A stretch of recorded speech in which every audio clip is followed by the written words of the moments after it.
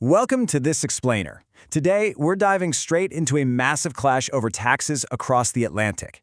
You know, it's wild to think about, but this single dispute provided the exact spark needed to build an entirely modern republic. It is a truly fascinating story of rebellion, philosophy, and state building. So, let's jump right in. Okay, before we even look at a timeline, I want you to step into the shoes of the colonists for a second. Just imagine the pure, unadulterated frustration of being heavily taxed by a government that is literally thousands of miles away, across an entire ocean. A government where you have absolutely zero voice, zero vote, and no representation whatsoever. Honestly, that raw frustration, that is the absolute bedrock of everything we're going to cover today. And to really grasp this, we have to look at the sheer scale of the situation. The British colonies in North America weren't just these tiny, struggling little settlements anymore. By 1770, the colonial population had absolutely exploded. We're talking about going from roughly 250,000 people in 1700 to over 2 million. That is massive growth. They were quickly becoming this emerging economic powerhouse, trading heavily, generating incredible wealth, and developing their very own unique identity. Basically, they were seeing themselves less and less as just typical British subjects. Which brings us to Phase 1. Growing pains and taxes. Obviously, all this rapid growth and immense economic prosperity naturally led to some serious friction with the British Parliament, who were still heavily restricting colonial trade and practically forcing them to only do business with Britain. This tension sparked a clear, undeniable chain reaction, and it really all started with a massive bill. The French and Indian War was incredibly expensive, so Parliament did something they'd never done before. They decided to directly tax the colonists to pay for it. The very first of these taxes dropped in 1765, and the colonists were outraged. They argued that without representatives in Parliament, these taxes were totally violating their fundamental rights. Their response? A highly organized, massive boycott of British goods. And you know what? This economic pressure worked perfectly. It literally forced Parliament to back down and repeal the law. But as we move into Phase 2, the road to independence, we see that the peace definitely didn't last. Over the next decade, things got much worse. Aggressive pushes for true independence provoked some really harsh British retaliation, which finally pushed the colonies to come together and form an actual army.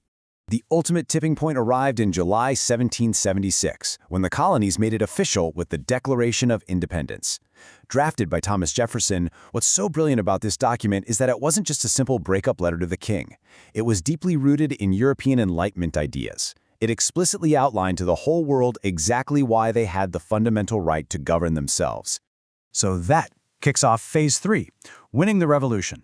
Because, let's be real, declaring independence on a piece of paper is one thing, but actually winning it on a battlefield against one of the most powerful, well-equipped militaries on the planet, that's an entirely different, incredibly daunting challenge.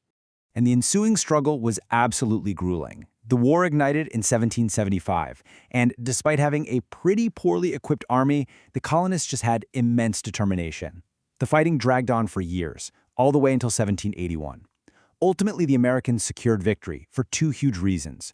One, vital military aid from France, and two, the British public simply grew completely exhausted by the massive financial cost of the war. Finally, by 1783, a peace treaty was signed where Britain officially recognized the newly independent United States of America. Now we hit Phase 4, building a republic. With the war finally over, the celebrations eventually had to give way to a massive, very real problem. How do you actually turn a successful, chaotic rebellion into a stable, functioning government? Well, their first attempt was under a document called the Articles of Confederation, but there was a glaring flaw. It was just way too weak. The individual states held virtually all the power, which meant the central government couldn't really get anything done. It was basically unworkable. This completely forced American leaders back to the drawing board in 1787. They realized they couldn't just patch up the old system, they had to write a brand new framework of government from scratch, which became the United States Constitution. To fix that dangerous power imbalance from the Articles, they established a federal system. This is a setup that carefully divides authority between the new national government and the individual state governments. It was a really delicate balancing act, trying to ensure the nation was unified without totally stripping local regions of their autonomy. On top of that, they implemented a strict system of checks and balances. Remember, these guys had literally just fought a brutal war against a monarch, so they were terrified of creating another tyrant. Under this system, each branch of government has the specific ability to check or limit the power of the other branches. It was an absolutely essential structural safeguard to prevent any single group from abusing its authority. This brings us to Phase 5, cementing American rights. But you have to ask, where exactly did these founders get the blueprint for all these structural safeguards and fundamental rights? They definitely didn't just pull them out of thin air. Actually, they mapped abstract European philosophy straight into the DNA of the new American Republic. You can draw a straight line from these brilliant Enlightenment thinkers right into U.S. law. Take Montesquieu, for example. They took his exact idea of separating powers into 3 distinct branches. From John Locke, they grabbed the fundamental concept of putting power securely in the hands of the people. Voltaire provided the absolute blueprint for the right to free speech and freedom of religion, and Beccaria's theories totally formed the basis for a fair system of justice. It's really this perfect, real-world synthesis of Enlightenment thought. And many of these exact Enlightenment rights weren't just assumed or vaguely implied, they were physically codified right into the Constitution itself as a necessary compromise just to win the final approval from all the states. Today we know this vital addition as the Bill of Rights. These are those famous first 10 amendments to the Constitution, and they explicitly outline the basic, everyday protections for individuals in America. It cemented those lofty philosophical ideas into permanent law, guaranteeing things like freedom of speech and religion to everyday citizens and making sure the government could never overstep its boundaries. As we wrap up this explainer, I want to leave you with a final, crucial thought to chew on. Consider how these 18th century concepts, ideas born out of a raw revolt over taxes and distant rule, are actively protecting your freedoms right now.